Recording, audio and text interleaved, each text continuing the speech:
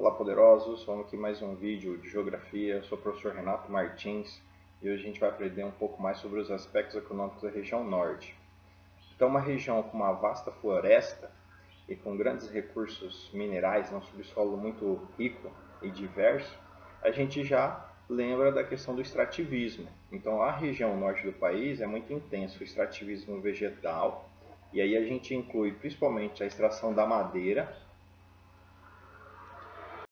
Essa madeira que tem alto valor comercial, a questão da extração da borracha, né? Então, na verdade, a extração do látex das seringueiras e dos demais elementos da floresta, como castanhas, sementes e frutas. E aí a gente tem uma diversidade muito grande, né?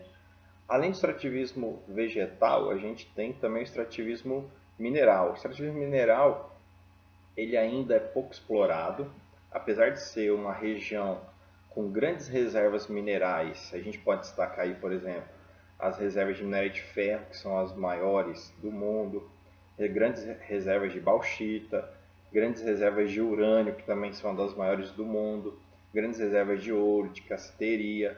Então, existe uma quantidade muito grande de reservas minerais. A grande questão é que a extração mineral causa muita degradação, muito impacto no ambiente. Então, isso acaba limitando um pouco o desenvolvimento dessa atividade de mineração na região. Mas a gente tem que destacar, por exemplo, o estado do Pará, que hoje é um dos importantes polos de mineração do Brasil. Ele fica atrás somente em alguns minérios do estado de Minas Gerais, que tem ali a região do quadrilátero ferrífero, que é uma importante área e a área que mais extrai recursos minerais hoje no Brasil. Aí o estado do Pará tem a região ali da Serra do Carajás, que é importante área de mineração, principalmente do minério de ferro. E a gente tem vários contextos ali, a própria Serra Pelada no estado do Pará, que é uma grande reserva de ouro. E o ouro também a gente faz a interligação com a atividade de garimpo, que é uma atividade de mineração, só que de uma forma mais artesanal e, na grande maioria das vezes, de forma clandestina. Então, além do extrativismo vegetal, principalmente para a obtenção da madeira, e do extrativismo mineral, a gente pode destacar também a questão do extrativismo animal. A gente tem dentro do extrativismo mineral a caça, que geralmente é para suprir demandas regionais, demandas internas, e a pesca, que aí tem uma proporção maior. Só que dentro do extrativismo a gente destaca principalmente a questão do extrativismo vegetal e extrativismo mineral. Além do extrativismo, a região norte ela vem passando por uma intensificação da expansão da fronteira agrícola. Então, desde aí a década de 90, década de 80, década de 90, a fronteira agrícola começa a empurrar as atividades da agropecuária na borda da floresta amazônica e essas atividades elas tendem a consumir a floresta amazônica pelas bordas, formando ali o famoso arco do desmatamento, ou arco do adensamento, arco círculo do fogo da região amazônica. Então tem várias interpretações aí em relação a essa área, que seria a borda da floresta amazônica. Tanto é que se a gente for destacar, por exemplo, o estado do Mato Grosso e o estado do Tocantins, além do estado de Rondônia, são estados onde primeiramente a expansão da fronteira agrícola chegou e praticamente dizimou as áreas de floresta. Hoje o estado do Pará está aí entre um dos campeões na relação aí da expansão da fronteira agrícola. É o estado hoje com o maior rebanho bovino da região norte. Então você tem vários processos sendo implementados. No que se refere à agricultura, a região amazônica ela historicamente desenvolveu a agricultura itinerante, que era uma agricultura praticada por povos indígenas, onde desenvolvia ali o sistema de coivara, ou seja, as comunidades indígenas desmatavam uma pequena área, fazia a limpeza por meio do fogo, desenvolvia o cultivo durante alguns anos, e aí quando a produtividade ia caindo, eles faziam a migração dessa atividade para outra área. E essas comunidades elas sabem identificar, por exemplo, as áreas de solo fértil. Então existe ou existiu por muito tempo aquele contexto de que o solo da Amazônia era um solo pobre. De fato, existem áreas de solo pobre, de solo arenoso, mas existem grandes extensões também de solo que tem uma capacidade de produção. Tanto é que lá a gente tem um dos solos mais férteis do Brasil, que é a Terra Preta de Índio, que é uma área de produção agrícola importante. Dentro desse contexto do solo capaz de produzir, existe também a agricultura comercial, que vem ganhando espaço justamente por causa da expansão da fronteira agrícola. Então, a agricultura comercial ela é desenvolvida por extensas fazendas, então extensos latifúndios de agricultura comercial. Aí, além da agricultura, como eu já tinha falado, da questão da pecuária. A pecuária também é uma atividade inserida desde o período colonial. Só que a pecuária do período colonial ela se restringia a áreas de pastagem nativa, próxima a várzeas. E hoje a gente tem uma intensificação muito forte da pecuária bovina, inserindo ali o gado de corte, para desenvolver algumas áreas onde o acesso à agricultura é mais difícil. Então, a pecuária bovina vem ganhando muito espaço. Outro tipo de pecuária que é muito forte na região norte é a bubalina. Se a gente pegar ali só o estado do Pará e do Amapá, corresponde a mais de 50% do rebanho de búfalos que existe no Brasil. É claro que a produção é mais voltada para o âmbito regional, a produção bubalina. Além do gado de corte, bovino, a produção bubalina, a gente pode destacar também a intensificação da aquicultura. Então, a criação de peixes vem ganhando muito espaço na região para abastecer também as outras regiões do país. Dentro desse contexto, a gente tem que destacar também o processo de desenvolvimento industrial na região. A indústria na região norte do Brasil ela foi inserida, de fato, pós Segunda Guerra Mundial, mais precisamente em 1967, durante o governo militar, com a criação da Zona Franca de Manaus. Então, isso daí foi um impulso do projeto de ocupação da região norte e diversificação da economia.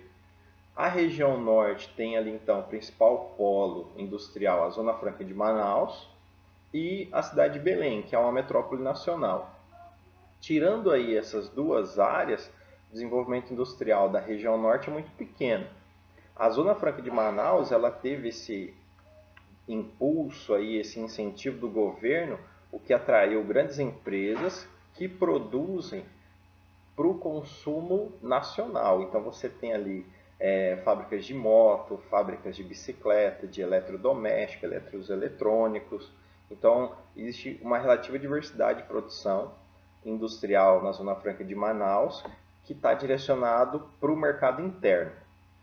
Além dos projetos industriais, o governo, principalmente ali após a década de 80, no decorrer da década de 80, por exemplo, em 1985, o então presidente José Sarney ele criou o programa Calha Norte.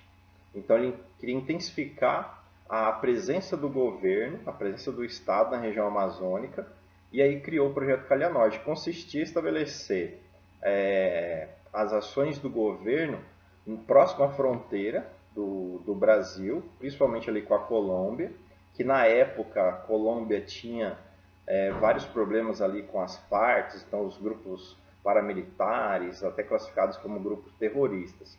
Então, o programa Calha Norte consistia em estabelecer uma presença do Estado, então levando ali as representações do Estado e principalmente o Exército. Então, estabelecer pontos de apoio para a ocupação militar da região, principalmente na faixa de fronteira do Brasil com a Colômbia. O projeto Calha Norte ele foi estendido praticamente por toda a extensão norte da fronteira amazônica, da fronteira da região norte. E hoje é um dos principais projetos de presença do Estado na região norte, então ali na fronteira internacional. Aí na década de 90 foi implantado também o projeto CIVAM, que é o projeto de vigilância da Amazônia. Então consiste num grande sistema de vigilância composto por radares fixos, radares móveis, então um sistema de vigilância para identificação do desmatamento, identificação de pontos estratégicos que não são oficiais. Então você tem ali uma captura de informações muito intensa, além de fazer toda a vigilância do espaço aéreo também. Dentro desse contexto, a gente não pode deixar de citar a questão da internacionalização da Amazônia. A internacionalização da Amazônia ela é muito comentada, entra muita teoria da conspiração em cima dessa ideia. Então, existe de fato uma intenção de internacionalização da Amazônia? Obviamente que sim.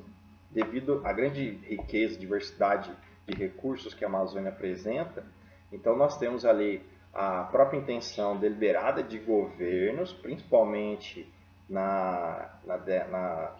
no século passado, governos deixavam isso muito explícito, e tanto governos de direita quanto de esquerda declaravam essa intenção, a própria ONU já estabeleceu essas ideias, e hoje você tem a atuação de ONGs internacionais, de missões religiosas, e muitas vezes essas missões religiosas, essas ONGs internacionais, elas estão apenas usando uma fachada para estabelecer um acesso direto à região norte do país, para promover biopirataria, para promover retirada de recursos minerais, de elementos da floresta.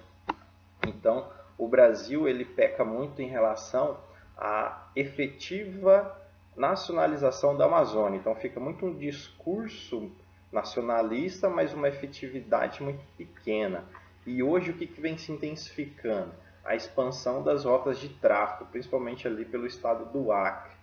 Então, o governo brasileiro ele tem que agir no sentido de estabelecer um uso efetivo, uma preservação concisa e fazer a presença do Estado ser efetiva e eficaz.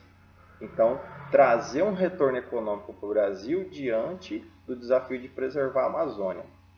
Porque se a gente ficar só observando o que vai acontecer com a Amazônia nas próximas décadas aí, a gente vai perder inteiramente a floresta, porque ela vai ser devastada pela expansão da fronteira agrícola, isso é um fato, e a gente vai perder trilhões aí de recursos, principalmente recursos biológicos, que a floresta vai deixar de fornecer para os brasileiros, e a gente vai só assistir aí vários países coletando essas informações, coletando esses recursos, e depois a gente vai ter que ainda comprar esses produtos, essas substâncias que vão ser patenteadas fora. E isso já acontece há muito tempo. Então, a Amazônia ela tem que ter um cuidado especial do governo, não só em relação à extração dos recursos, mas também da preservação e o estudo desses recursos para o efetivo uso de forma sustentável e controlada, para trazer benefício para toda a comunidade, não só nacional, mas também internacional, com o descobrimento de novas substâncias, novos remédios e por aí vai. Então, meus jovens, espero que vocês tenham gostado. Abraços geográficos aqui do professor Renato Martins.